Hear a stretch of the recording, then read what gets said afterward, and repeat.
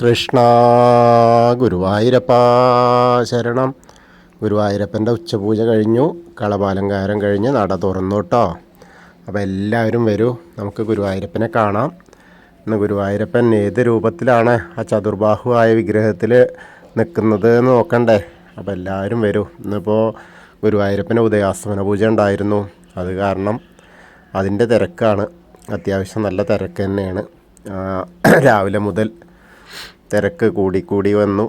കാരണം 5 മിനിറ്റ് തുറക്കുക, 10 മിനിറ്റ് അടയ്ക്കുക എന്ന് പറഞ്ഞ മാതിരി, 10 മിനിറ്റ് തുറക്കുക 5 മിനിറ്റ് അടയ്ക്കുക എന്നൊക്കെ പറഞ്ഞ പോലെ ഇടയ്ക്കിടയ്ക്ക് 15 പൂജയും കഴിയണ്ടേ, അതേവരെ തിരക്ക് തന്നെയാണ്.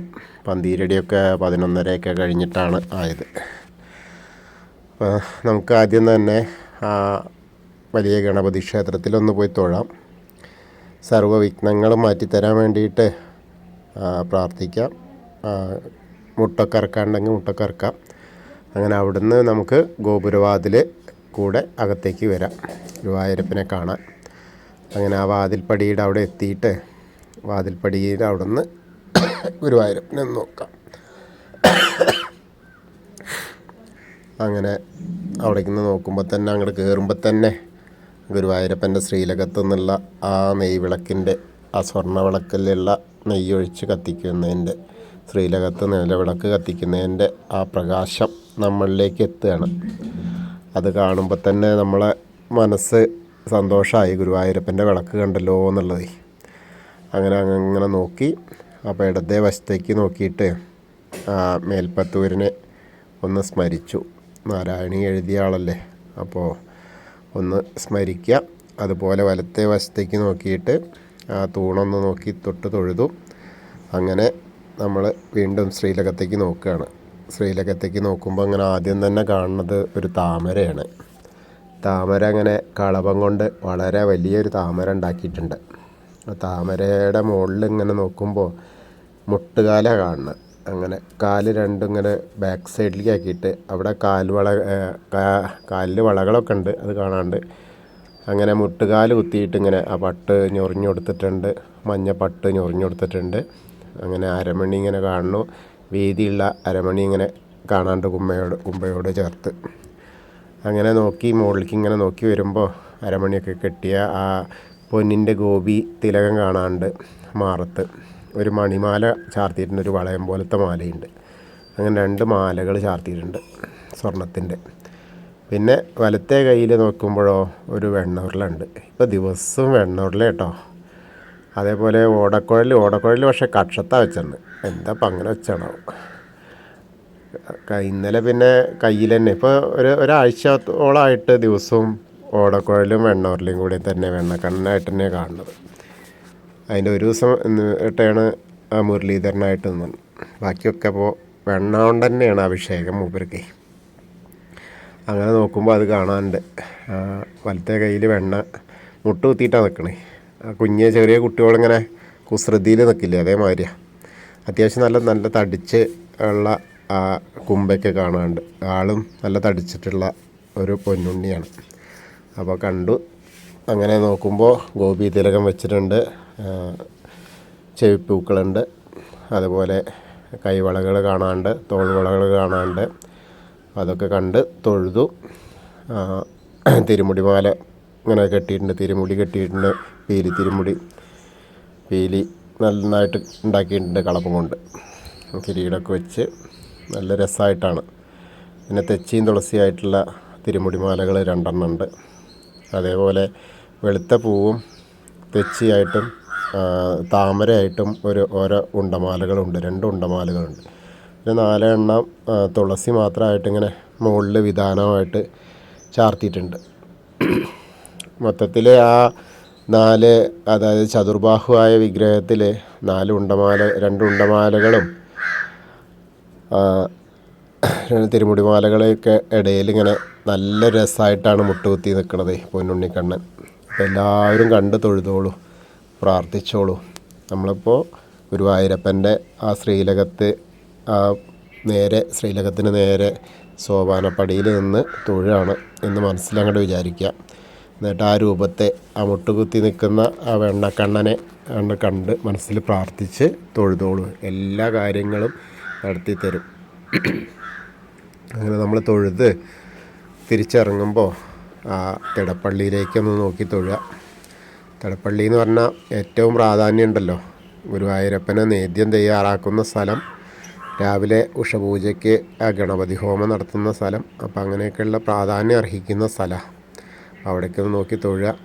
അതുപോലെ ആ ഒരു ബലിക്കല്ല് കാണാം അഗ്നികോണിലുള്ളത്, അതും ഒന്ന് നോക്കി തൊഴുക. കാരണം തൂവുന്ന സ്ഥലമാണ് അവിടെ, നേദ്യമൊക്കെ ഇതായിട്ടേ ആ തൂവുന്ന സ്ഥലം. അപ്പോൾ അത് കഴിഞ്ഞ് സപ്തമാതാക്കളെയൊക്കെ ഒന്ന് കണ്ട് തൊഴുത് അങ്ങനെ വിഘ്നേശ്വരനെ കാണാം. നാലമ്പലത്തിനകത്തുള്ള വിഘ്നേശ്വരനെ കാണാൻ പോകുമ്പോൾ അങ്ങനെ അവിടെ തിരക്കൊക്കെ ഉണ്ട്. അതിൻ്റെ ഇടയിൽ കൂടെ നമുക്കങ്ങനെ പോയാൽ കൊമ്പും തുമ്പിക്കൈയൊക്കെ ഇങ്ങനെ ചന്ദനം കൊണ്ട് ചാർത്തിയിട്ട് നല്ല രസമായിട്ടുള്ള ഒരു കാഴ്ച. നിറയെ പൂക്കളുണ്ട്, നിറയെ കദളിപ്പഴവും വെച്ചിട്ടുണ്ട്. നല്ല പഴുത്ത കദളിപ്പഴം തന്നെ വെച്ചിട്ടുണ്ട് കേട്ടോ വിഘ്നേശ്വരന്. അപ്പോൾ എല്ലാവരും കണ്ടു തൊഴുക. ഏകദന്തം മഹാകായം തപ്തകാഞ്ചന സന്നിഭം ലംബോദരം വിശാലാക്ഷം വന്ദേഹം ഗണനായകം.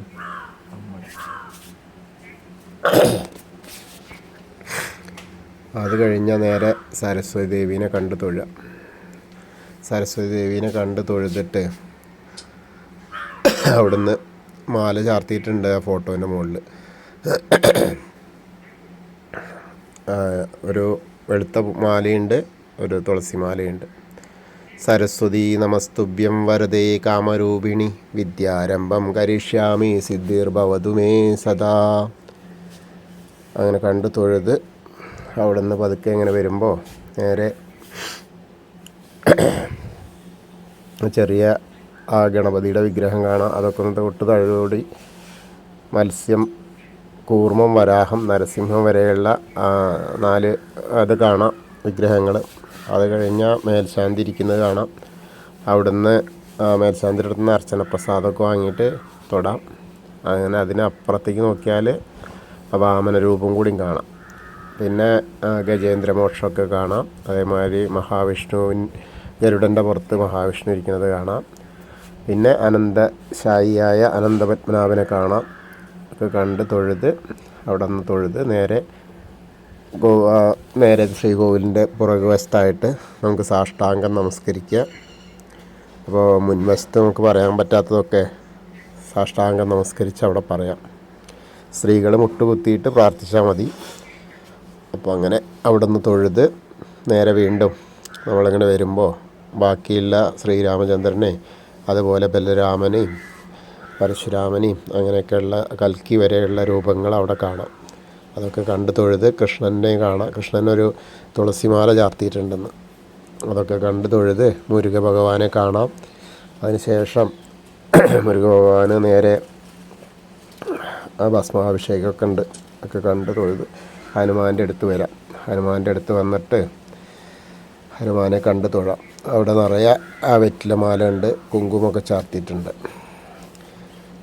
ത്വമസ്മിൻ കാര്യനിര്യാഗേ പ്രമാണം ഹരിസത്തമ ഹനുമാൻ യജ്ഞമാസ്തായ ദുഃഖക്ഷയകരോ ഭവ മനോജവം മാരുതതുല്യവേഗം ജിതേന്ദ്രിയം ബുദ്ധിമതാം വരിഷ്ഠം വാദാത്മജം വാനരയൂഥമുഖ്യം ശ്രീരാമദൂതം ശിരസാ നമാമി ബുദ്ധിർബലം യശോധൈര്യം നിർഭയത്വം അരോഗത അചാഢ്യം വാക്പടുത്വം ഹനുമത് സ്മരണത് ഭവത്. ഓം നമോ ഭഗവതേ ആഞ്ജനേയായ മഹാബലായ സ്വാഹ. ഹനുമാൻ സ്വാമീനെ പ്രാർത്ഥിച്ച് അങ്ങനെ നമ്മൾ ഓവിൻ്റെ അവിടെ എത്തി. ഓവിൻ്റെ അവിടെ നിന്ന് ബാക്കി സമയം കുറച്ച് നേരം പ്രാർത്ഥിക്കാം. അതിനുശേഷം ആ ഗ്രില്ലിന് അപ്പുറത്തേക്ക് കിടന്ന നമ്മുടെ താമരക്കണ്ണനെ കാണാം. താമരക്കണ്ണനെ കണ്ട് ആ കൽപ്പകവൃക്ഷത്തിൻ്റെ ചുവട്ടിലിരിക്കുന്ന താമരക്കണ്ണനെ കണ്ട് തൊഴാം. അതിനുശേഷം ആ മണിക്കിണറൊന്ന് നോക്കി തൊഴാം. വീണ്ടും നമ്മൾ നൃത്തറയിലേക്ക് നോക്കിയാൽ വിളക്ക് കത്തിയിരിക്കുന്നത് കാണാം. അണയാത്ത ദീപം ഇങ്ങനെ കത്തിയിരിക്കുന്നു. അപ്പോൾ അവിടേക്ക് നമ്മളിങ്ങനെ നമ്മുടെ പൊന്നുണ്ണി നൃത്തം ചെയ്യുന്നതായിട്ട് നമ്മൾ മനസ്സിൽ സങ്കല്പിച്ച് നോക്കിയാൽ ആ കണ്ണൻ അവിടെ നൃത്തം ചെയ്യുന്നതായിട്ട് കാണാം. അതിനുശേഷം നേരെ നമ്മൾ പുറത്തേക്ക് വരുമ്പോൾ കുറൂരമ്മേനെയും നാരദരെയും കൃഷ്ണാട്ടത്തിൻ്റെ പ്രതിമയും അതേപോലെ ആ വസുദേവരെയും ഒക്കെ ആയിട്ട് കണ്ട് വടക്കേ നടയിലൂടെ നമ്മൾ പുറത്തേക്ക് ഇറങ്ങുന്നു. പുറത്തിറങ്ങിയിട്ട് നേരെ പ്രസാദ കൗണ്ടറിൽ നിന്ന് പ്രസാദ ചന്ദനം തീർത്ഥമൊക്കെ വാങ്ങി ഇടത്തരികത്ത് കാവിലെ ഭഗവതിയെ കാണാൻ പോവാം. അങ്ങനെ അവിടെ ചെന്ന് ഭഗവതീനെ കണ്ട് തൊഴാം. സർവമംഗളമാംഗല്യേ ശിവേ സർവാർത്ഥസാധികേ ശരണ്യേ ത്രയംബകേ ഗൗരി നാരായണി നമോസ്തുതേ. അങ്ങനെ ഭഗവതീനെ കണ്ട് തൊഴുത് ഭഗവതിയുടെ അനുഗ്രഹമൊക്കെ വാങ്ങിയിട്ട് ആ കോർണറിലേക്ക് വന്ന് ഒന്ന് തിരിഞ്ഞു നിന്ന് ആ മമ്മിയൂർക്ക് ഒന്ന് ചിന്തിച്ച് മമ്മിയൂരപ്പനെ പ്രാർത്ഥിക്കുക. മമ്മിയൂരപ്പനെ പ്രാർത്ഥിച്ച് നമഃശിവായ നമഃശിവായ നമഃശിവായ എന്നുള്ള പഞ്ചാക്ഷരി മന്ത്രം ജപിക്കുക. മമ്മിയൂരപ്പനെ മനസ്സിലിങ്ങനെ സ്മരിക്കുക. അപ്പോൾ അവിടെ എത്തിയ പ്രതീതിയായി.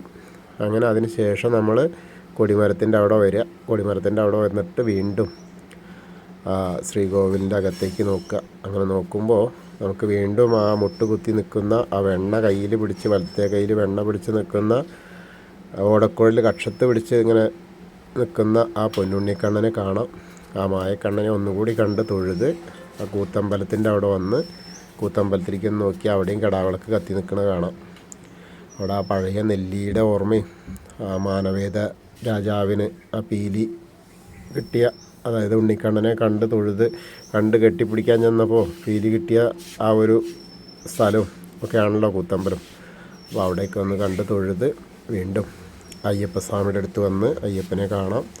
ശാസ്താവിനെ കണ്ട് നമസ്കരിക്കുക.